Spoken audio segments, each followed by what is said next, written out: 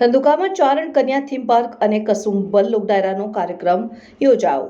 ઝવેરચંદ મેઘાણીની 78મી પુણ્યતિથિ નિમિત્તે શ્રદ્ધાંજલિ કાર્યક્રમ યોજાયો. અમદાવાદ જિલ્લાના ધંધુકા રાષ્ટ્રીય શાયર ઝવેરચંદ મેઘાણીની 78મી પુણ્યતિથિ નિમિત્તે તારીખ 9 માર્ચ 2025ના રોજ રાષ્ટ્રીય શાયર ઝવેરચંદ મેઘાણી સંગ્રહાલય ખાતે શ્રદ્ધાંજલિ કાર્યક્રમ યોજાયો.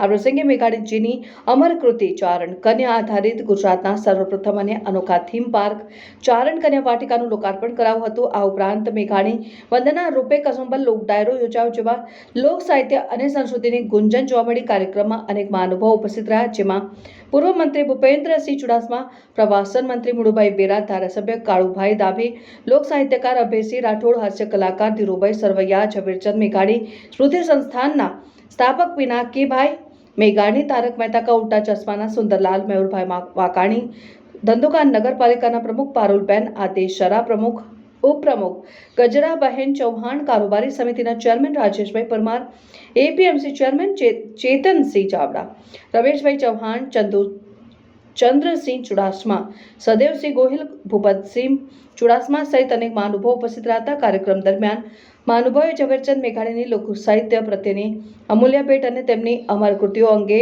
ગૌરવભરી વાતો કરી. ચારણ કન્યા વાટિકા રાષ્ટ્રીય શાયરને સમર્પિત એક અનોખી રચના છે, જે ગુજરાતી સાહિત્ય પ્રેમીઓ અને પ્રવાસી પ્રેમીઓ માટે એક વિશિષ્ટ પ્રેરણા સ્થળ બની રહેશે. આ કાર્યક્રમના સફળ આયોજન માટે ધંધુકા નગરપાલિકા, એપીએમસી સંસ્થા અને સ્નેહીજનોનું મહત્વનું યોગદાન રહ્યું.